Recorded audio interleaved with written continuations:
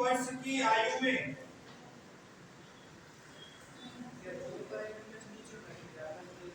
किन्हें त्याग 30 वर्ष की आयु में किन्हें त्याग किया?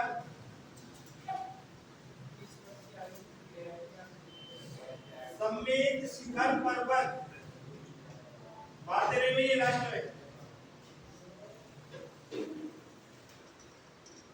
झारखंड समेत शिखर पर्वत झारखंड और तपस्या के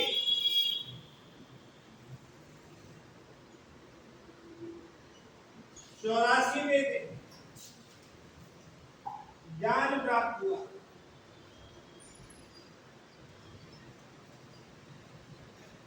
पार्श्वनाथ जैन धर्म के 23वें तीर्थंकर, प्रतीक है इनका सर्प। इक्ष्वाकु वंशीय राजा अश्वसेन के पुत्र, माता वामा देवी, पत्नी प्रभावती 30 वर्ष की आयु में गृह त्याग किया और समेत शिखर पर्वत झारखंड पर तपस्या के 84वें दिन ज्ञान प्राप्ति हुई। कई बार देखिए सिंपली क्वेश्चन पूछ लिए जाते हैं। किस पर्वत पर तपस्या की थी भाई? समेत शिखर पर्वत पर। समेत शिखर पर्वत कहाँ स्थित है? कितने दिन लगे उसे ज्ञान प्राप्ति में? पत्नी का नाम, माता का नाम, पिता का नाम अश्वसेन। अब देखिए जो 50 क्वेश्चन थोड़ा सा यहाँ से बनता है, कभी थोड़ा सा 50 क्वेश्चन पूछा जाएगा। जैन धर्म के 23वें तीर्थंकर पार्श्वनाथ किस वंश के थे? कौन से वंश के थे? इक्ष्वाकु वंशीय।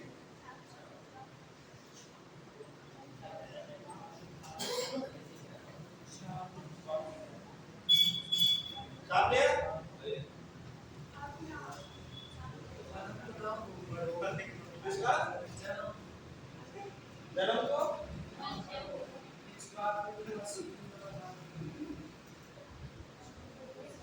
अरे मैं इतना लिखता हूँ शेयर में जन्म पुत्र के रूप में ये मेरी लाइन यहाँ ऐड हो जाएगी। जन्म संबंधित रहेगा कोई पिता माता, जन्म संबंधी बात है।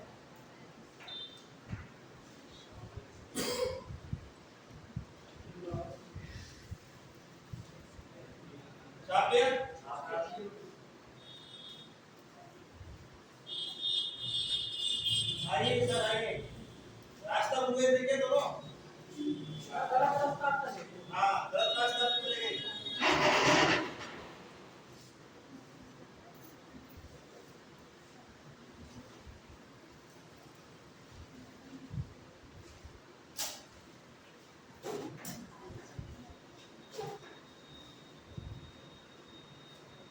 सभी ने तो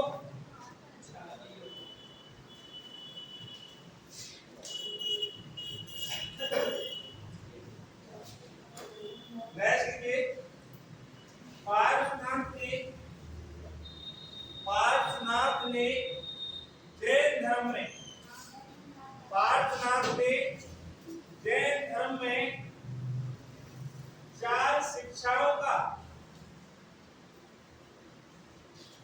पार्श्वनाथ ने जैन धर्म में 4 शिक्षाओं का प्रतिपादन किया। 4 शिक्षाओं का प्रतिपादन किया। परिवर्तन,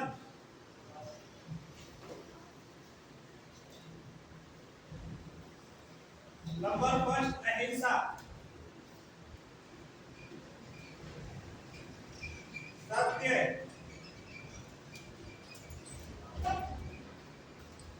अस्तेय और अपरिग्रह। पार्श्वनाथ ने जैन धर्म में 4 शिक्षाओं का प्रतिपादन किया। जिसमें अहिंसा, सत्य, अस्तेय और अपरिग्रह। अहिंसा तो आप जानते हो सभी, सत्य भी जानते हो, अस्तेय, अस्तेय यानी चोरी नहीं करना, चोरी नहीं करना, और अपरिग्रह धन इकट्ठा नहीं करना, ऐसे चोरी नहीं करना, और अपरिग्रह यानी धन इकट्ठा नहीं करना।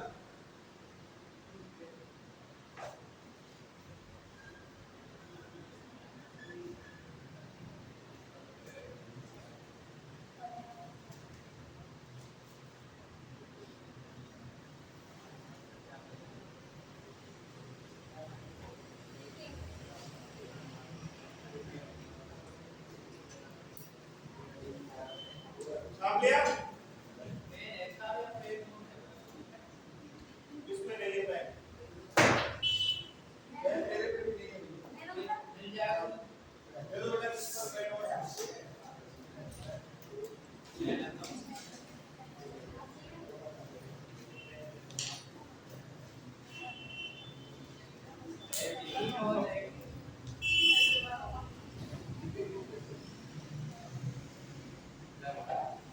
सब लिया समझ लिया तो बैठ लीजिए।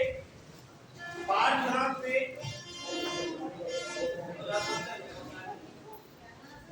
तेरे पर है टाइम लिखने का। पार्श्वनाथ ने अपनी माता, पार्श्वनाथ ने अपनी माता वामा देवी,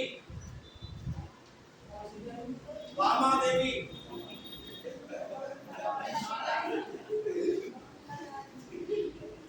अपनी माता वामा देवी एवं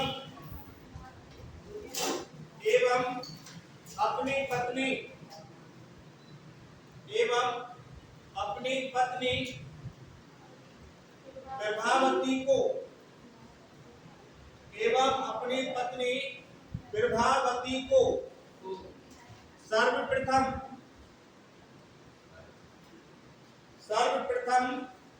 जैन धर्म में दीक्षित किया यानी शिक्षा दी, दीक्षित जैन धर्म में दीक्षित किया।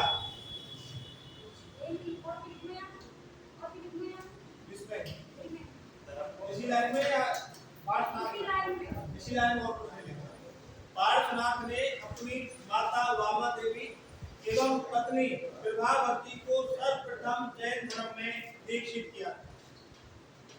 लिखिए, नेक्स्ट लाइन में लिखिए, पार्श्वनाथ के अनुयायी फॉलोअर्स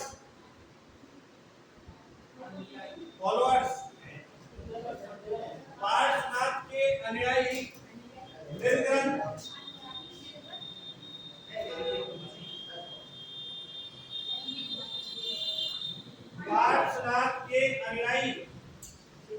निर्ग्रंथ कहलाते थे। पार्श्वनाथ के अनुयायी निर्ग्रंथ कहलाते थे।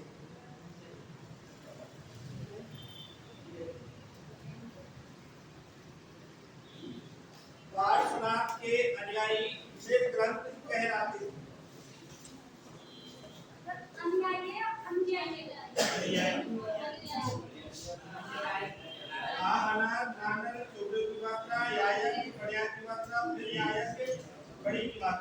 अनुयायी यानी शिष्य पार्श्वनाथ के अनुयायी निर्ग्रंथ कहलाते थे। क्लियर है बात यहाँ तक? तो ये आपको पार्श्वनाथ के बारे में इतना ही याद रखना है। पार्श्वनाथ के पिता का नाम क्या था? आशुसेन। किस वंश से था ये?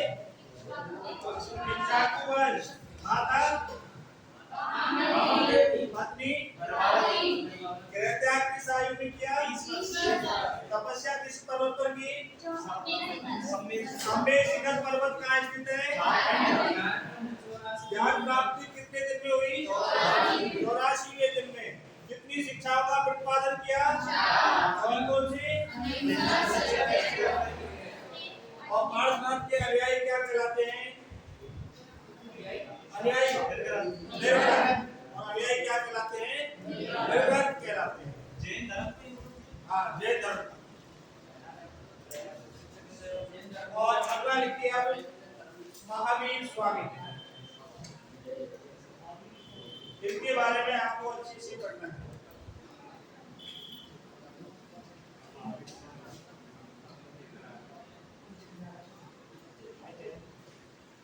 चौबीसवें एवं अंतिम तीर्थंकर। 24वें एवं अंतिम तीर्थंकर महावीर स्वामी।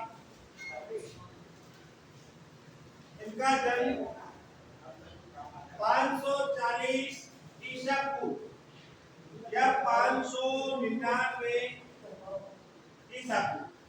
ये चीज आपको याद रखनी है। इनके जन्म से संबंधित दो तिथियां मिलती है। कितनी तिथियां मिलती है? एक तो मिलती है 540 और दूसरी मिलती है 599। एक ही मिलेगा, दो आज तक नहीं दिया गया है। या तो 540 देता है या 599। लेकिन इनके जो निर्वाण की वर्ष है, निर्वाण यानी मृत्यु, ये अलग अलग इतिहासकारों के साथ है। हाँ जी, ईसा पूर्व इसमें नहीं, ईसा पूर्व भी आएगा 540 जैसे कितना ईस्वी में उसमें कितना फर्क होता है बताओ? ईस्वी नहीं बेटा, ईसा पूर्व आते हैं तो ईसा पूर्व भी आएगा। ईस्वी नहीं करना है, ईसा पूर्व। 540 ईसा पूर्व और 599 ईसा पूर्व। और निर्वाण या मृत्यु 468 ईसा पूर्व। ईसा पूर्व तो आप सभी जानते हो। ईसा पूर्व क्या होता है? ईसा मसीह के जन्म से पहले, before the birth of Jesus Christ. Short में क्या बोलते हैं इसको? बीसी। क्या बोलते हैं? बीसी, बिफोर द जन्म ऑफ जीसस क्राइस्ट। और उसके बाद इसका अपोजिट क्या आता है? एडी, एनो डोमिनी, यानी ईसा मसीह के जन्म के बाद। क्लियर बात? यहाँ तक तो कोई दिक्कत है नहीं का? डेट आपको जो दो याद रखनी है, सर्वाधिक प्रमाणित ये मानी जाती है, उसके बाद ये मानी जाती है। दो तिथियां हैं, ये दोनों अलग अलग इतिहासकारों के हिसाब से। अभी तक कोई भी क्वेश्चन ऐसा नहीं आया कि दोनों ऑप्शन में दे दिया हो, एक ही मिलता है, या तो 540 या 599। निर्वाण और मृत्यु की एक ही वर्ष मिलती है, कितनी? 468 ईसा पूर्व। उनके पिता का नाम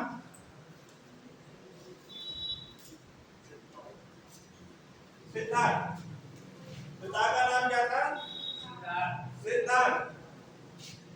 सिद्धार्थ यात्रक कुल के मुखिया थे। सिद्धार्थ यात्रक कुल के मुखिया थे।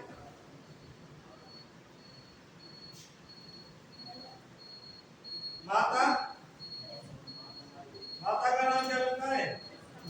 क्या? त्रिशला। त्रिशला देवी। त्रिशला देवी से संबंधित कई बार एग्जाम में क्वेश्चन पूछा गया है। सिद्धार्थ की माता और इसकी महावीर स्वामी की माता त्रिशला देवी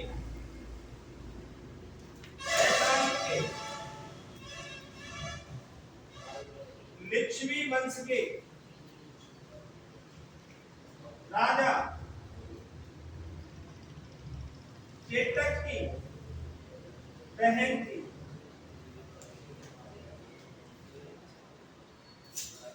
त्रिशला देवी वैशाली के लिच्छवी वंश के राजा चेटक की बहन।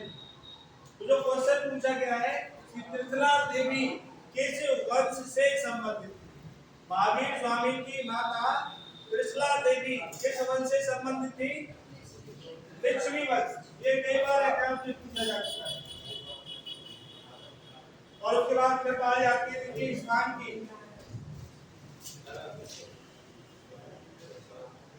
स्थान त्रिशला का ये रात्रशूल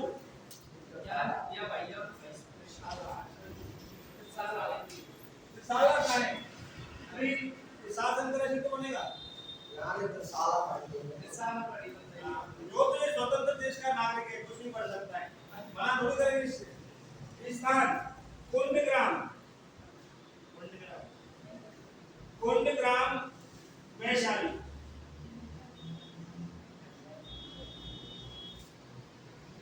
कुंडग्राम वैशाली। महावीर स्वामी 24वें एवं अंतिम तीर्थंकर। जन्म हुआ था 540 ईसा पूर्व या 599 ईसा पूर्व। मृत्यु 468 ईसा पूर्व। पिता का नाम सिद्धार्थ जो कि वैशाली की यात्रा कुल के मुखिया थे। माता त्रिशला देवी जो वैशाली के लिच्छवी वंश के राजा चेतक की बहन थी। और इनका जन्म स्थान कौन सा है? कुंडग्राम वैशाली। दूसरा देखिए जो बेसिक आपको रखना है सिद्धार्थ के बचपन का नाम और महावीर स्वामी के बचपन का नाम। ऑप्शन दिया जाए बचपन का। हाँ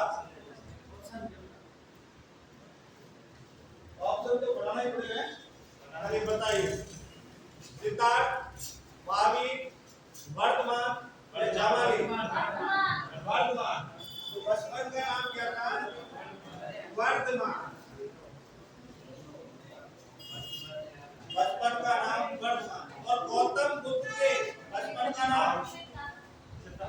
गौतम बुद्ध के बचपन का नाम सिद्धार्थ। यानी जो इनके पिता का नाम है वो गौतम बुद्ध के बचपन का नाम है।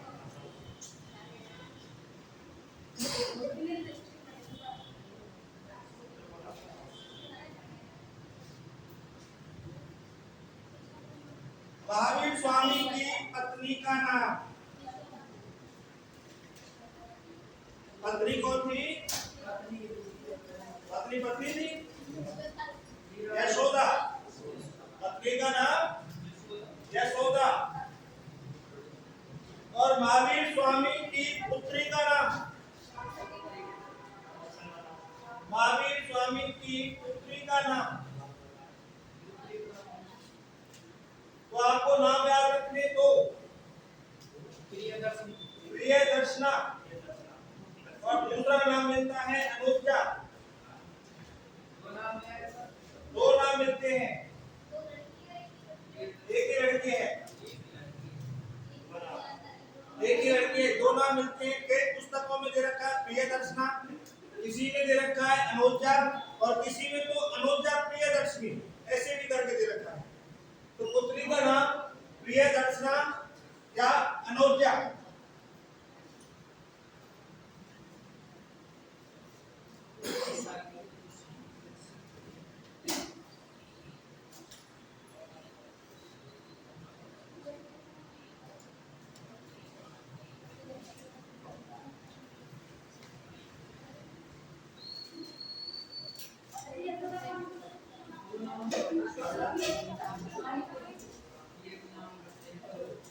पत्नी महावीर स्वामी की बात कर रहे हो, किसी की बात करेंगे?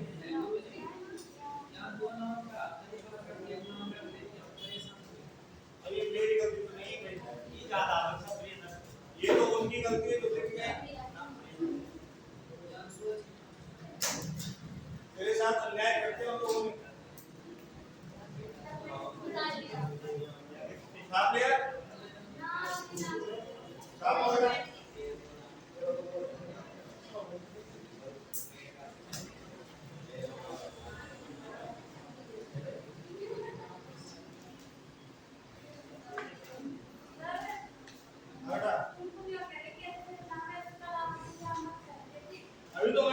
सारे नाम आएंगे। अभी क्या है?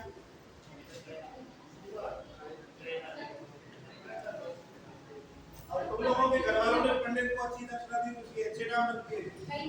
पंडित को अच्छी तरह दक्षिणा नहीं देते तो ऐसे ही नाम लगा देता। जाके सभी ने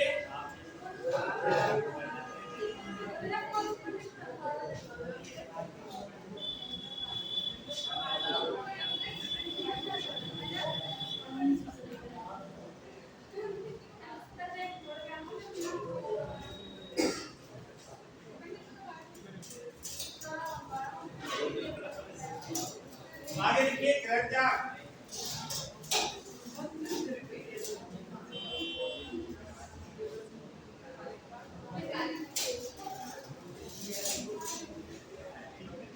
ग्रहजा 30 वर्ष की आयु। और पार्श्वनाथ ने कब किया था? पार्श्वनाथ ने ग्रहजा और महावीर स्वामी ने 30 वर्ष की आयु। यानी दोनों में सेम याद रखना है। ग्रहजा दोनों का सेम है, 30 वर्ष की आयु। 12 वर्षों की कठोर तपस्या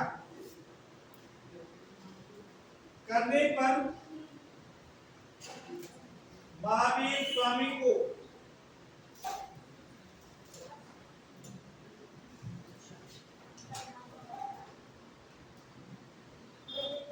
ऋतुपालिका नदी,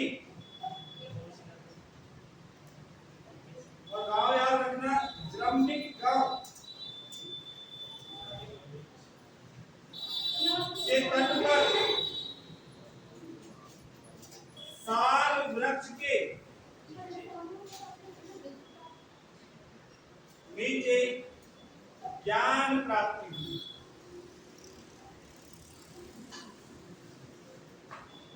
12 वर्षों की कठोर तपस्या करने पर महावीर स्वामी को ऋतुपालिका नदी, और गांव याद रखना जरम्बिक ग्राम, ऋतुपालिका नदी के तट पर साल वृक्ष के नीचे ज्ञान प्राप्ति हुई। साल को पेड़ना देखो।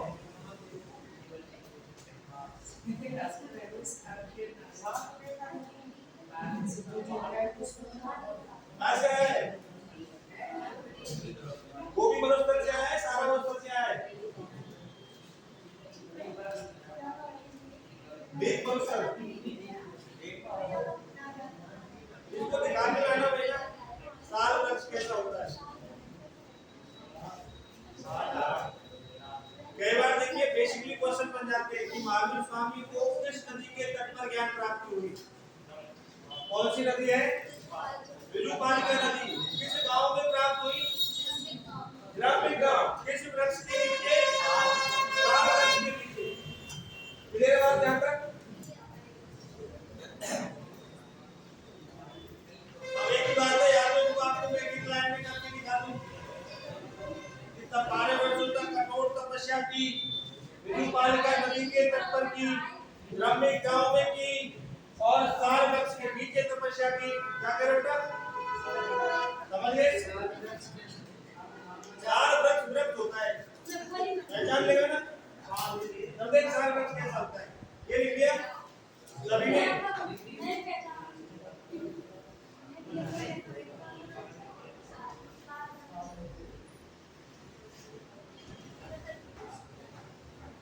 अभी लिखा है नहीं साल वृक्ष कैसा होता है, साल वृक्ष कैसा होता है। कोई यात्री का तो नहीं क्या? सब बैठ गए।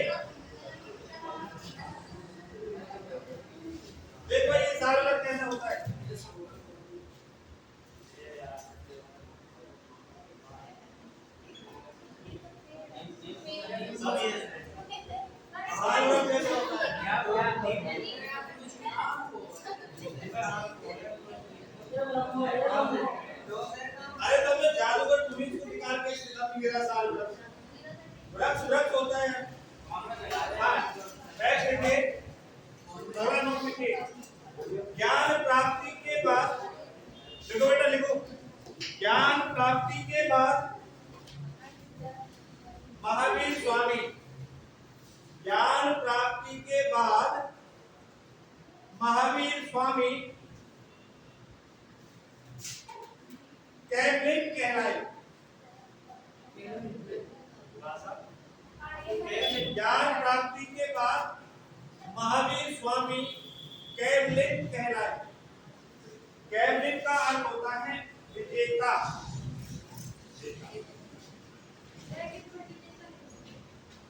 ज्ञान प्राप्ति के बाद महावीर स्वामी कैवलिन कहलाए, विजेता।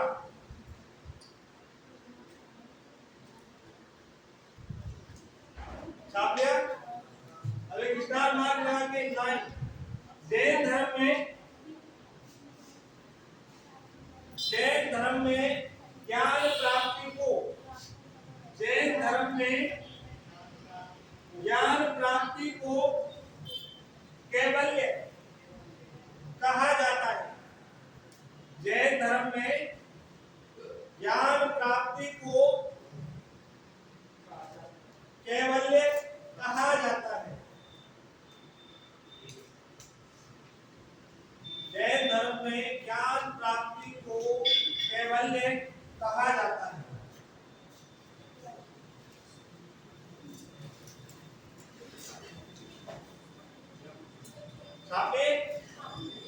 अब ये छोटी सी हेडिंग आ रही है, अन्य नाम, यानी महावीर स्वामी के अन्य नाम। तो एक बात बताइए भाई, महावीर स्वामी एक अभी आपको बताया था मैंने, क्या कहलाए? कैवलिन। भगवान तो बचपन का नाम था। उसके अलावा ये आदि कहलाए निर्ग्रंथ। आज नाम के लिए ना निर्ग्रंथ। इसके अलावा अरहत, इसके अलावा इनको कहा गया अरहत।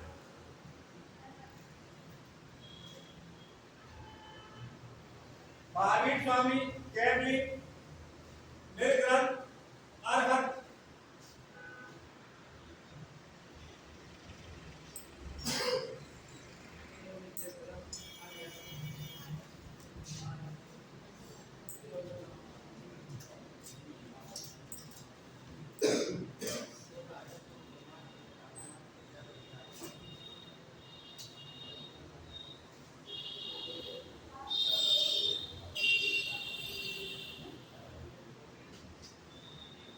काव्य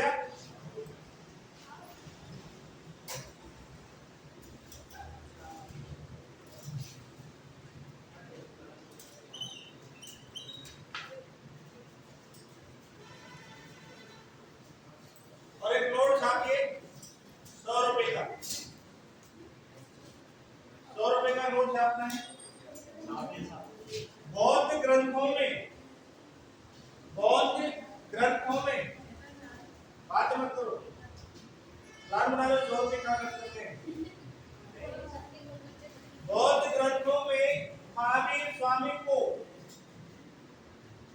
बौद्ध ग्रंथों में महावीर स्वामी को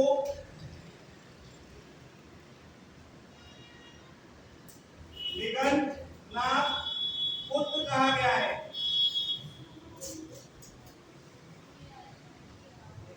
बौद्ध ग्रंथों में महावीर स्वामी को निगंधनाथ पुत्र कहा गया है। पुत्र है, पुत्र नहीं है, होता है ऐसे आए तो निगंधनाथ पुत्र। कई बार क्या होता है, ऐसे क्वेश्चन आया बौद्ध ग्रंथों में पूछ लिया कि बौद्ध ग्रंथों में निगंधनाथ पुत्र कहा गया है, तो आप क्या सोचोगे कि जब बौद्ध ग्रंथों की बात है तो जो भी कहेगा भगवान बुद्ध के बारे में कहेगा। तो इसमें आपको याद रखना कि बौद्ध ग्रंथों में महावीर स्वामी को निगंधनाथ पुत्र कहा गया है। क्लियर बात यहाँ तक? छाप लिया?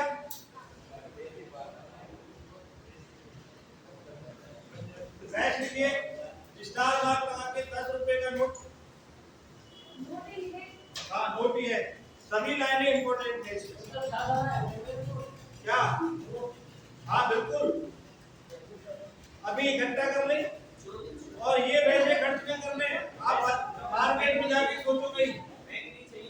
हाँ, ये तो बैलेंस बना लो, आपका अकाउंट पूरा होना चाहिए नोटों से। मार्केट में जाके खर्च मत कर देना गलती से भी। ये केवल तभी खर्च करने जिस दिन आपका पेपर होगा। एग्जाम में जाके सभी नोट उठा देना। हाँ, ऐसे नहीं जाके बोले कि साहब पर तो 20 निकाल दे, मार साहब ने बहुत नोट दिए हैं। ये केवल पेपर में एग्जाम में खर्च करते हैं। चलिए बात ही नहीं, बैंक देखिए, मैं बुलवा दिया ना, कितने का नोट था? 10 रुपए का था। तो साहब ये फटाफट महावीर स्वामी ने अपना प्रथम शिष्य,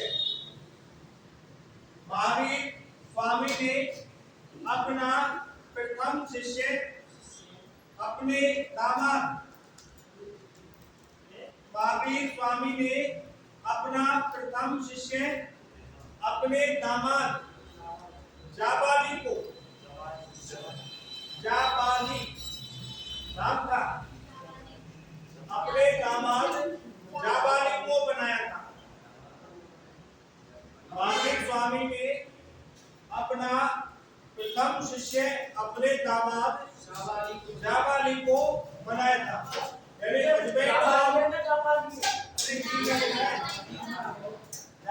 बढ़िया की मात्रा, भावक्ति बढ़िया की मात्रा, लालच छोटे की मात्रा, इसका फोन बोल दे जोड़ा के। ध्यान देना, बोल के देखना है। ठीक है, तो पहला शिष्य कौन बनाया था इसने? जाबाली। किसका पति था ये? प्रियदर्शना का। इसका पति था ये? प्रियदर्शना का। और अब अगला नोट छापिए 500 रुपए का। हाँ, बड़ा नोट है ये, आराम से छापना, फट नहीं जाएगा।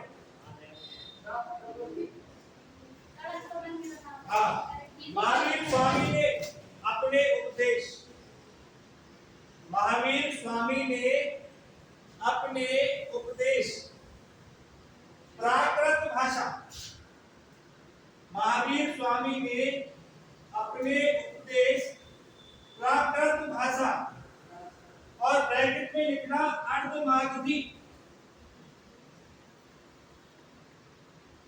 महावीर स्वामी ने अपने उपदेश प्राकृत भाषा यानी अर्धमागधी में दिए।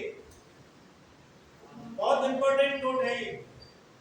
महावीर स्वामी ने अपने उपदेश प्राकृत भाषा में दिए, और प्राकृत भाषा देकर के नहीं दे रखेगा तो क्या मिलेगा आपको? अर्धमागधी। क्लियर है बात? इसी के साथ एक और नया नोट कड़क सा और हाँ, 2000 का बंद हो गया। एक और कड़क नोट है 500 रुपए का, ये भाई महावीर स्वामी ने अपना प्रथम उपदेश, महावीर स्वामी ने अपना प्रथम उपदेश राजगृह, अरे वो गौतम बुद्ध है सारनाथ वाला, अपना प्रथम उपदेश राजगृह में दिया। और राजगृह में लिख के रखी तो राजगीर लिख लेना। प्रथम उपदेश राजगृह यानी राजगीर में दिया।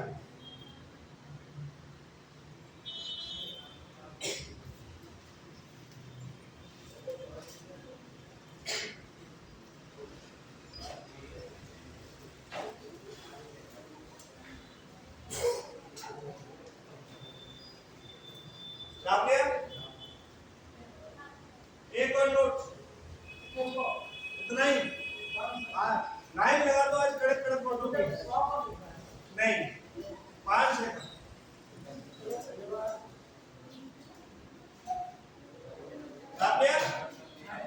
देखिए, जैन धर्म में दीक्षा लेने वाली,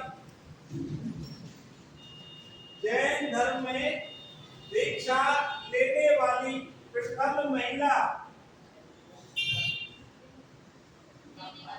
जैन धर्म में दीक्षा लेने वाली प्रथम महिला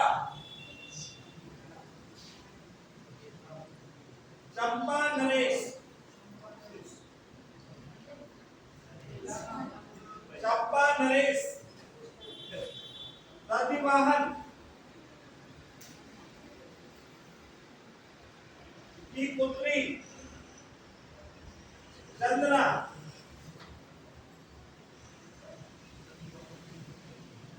जैन धर्म में दीक्षा लेने वाली प्रथम महिला कौन थी? चंद्रा। कौन थी? चंद्रा। किसकी बेटी थी? दधिवाहन की। किसकी बेटी थी? दधिवाहन की। और दधिवाहन कहाँ का राजा था? जब आप महाजनपद पढ़ोगे ना तो आता है अंग, अंग महाजनपद, उसकी राजधानी थी चंपा। तो चंपा नरेश दधिवाहन की पुत्री चंद्रा, जो कि देखिए कई पुस्तकों में गलती दे रखी है। जो दीक्षण के प्रथम जो अनुयायी बताया ना, वो क्या बताया? वो जिसमें ये लिखा हुआ है भाई चंपा। कई किताबों में प्रथम महिला किसको बताया गया है?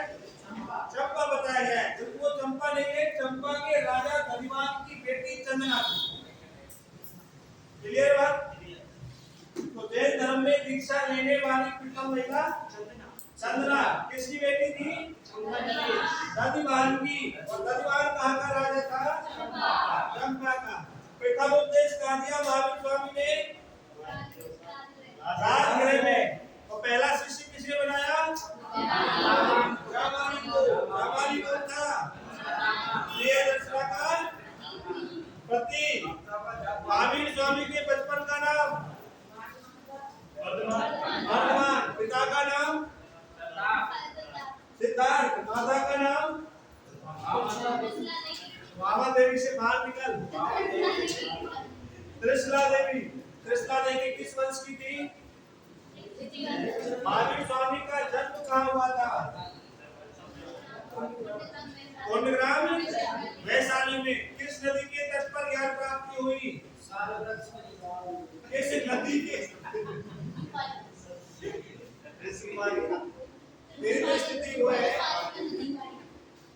मेरी वो स्थिति है, किसी गांव में एक बुजुर्ग व्यक्ति बैठा हुआ था बाहर। मेरे जैसे तो होनहार बच्चे पढ़ के जा रहे थे, वहां से निकल करके पूछे, अरे बेटा इधर आओ, कौन से स्कूल पढ़ते हो?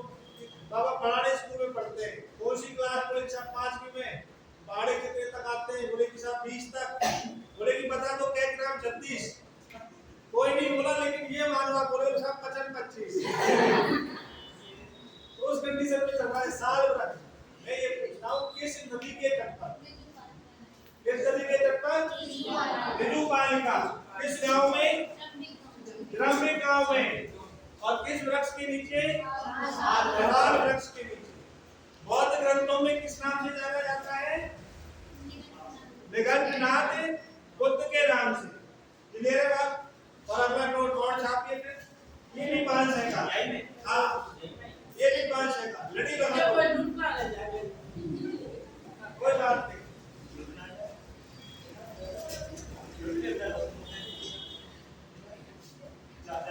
महावीर स्वामी ने जैन धर्म में,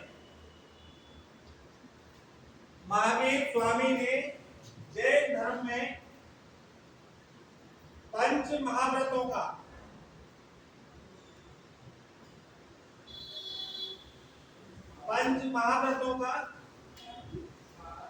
प्रतिपादन किया।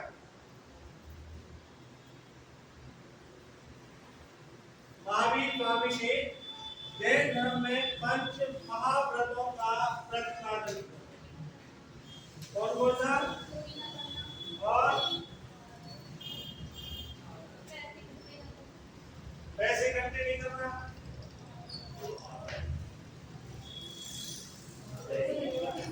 पहला, दूसरा, तीसरा, चौथा, पांचवा, ये तुम्हें पासो। अहिंसा, सत्य, अस्ति, परिग्रह और ब्रह्मचर्य।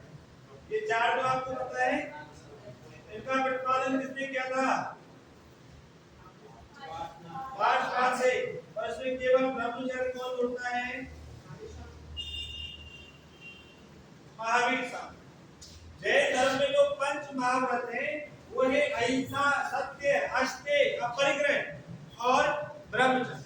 अगर आपसे पूछे कि चार शिक्षाओं का प्रतिपादन किसने किया, चार शिक्षाओं का पाठ आपने, तब तो आपने शिक्षा के रूप में लेने हैं। और जैसे ही आपसे पूछेगा पंच महाव्रत तो किसने किए, महावीर स्वामी के। जहां पर आपसे ऐसे पूछेगा कि पंच व्रत में से निम्नलिखित में से कौन सा महावीर स्वामी द्वारा जोड़ा गया, ब्रह्मचर्य। अहिंसा बताइए, मैं किसी को परेशान नहीं करना, सत्य सच बोलना, अस्तेय चोरी नहीं करना, और अपरिग्रह पैसे इकट्ठे नहीं करना, और ब्रह्मचर्य सात्विक जीवन जीना। क्लियर है बात? तेरे को बेटा दीवार में चिपका के और नकली नोटों की माला चलाई जाए, ठीक है। तो महावीर स्वामी ने पंच महाव्रतों का प्रतिपादन किया जिसमें अहिंसा, सत्य, अस्तेय, अपरिग्रह और ब्रह्मचर्य आते हैं। क्लियर है बात? यहाँ तक कोई समस्या, कोई समस्या नहीं। क्या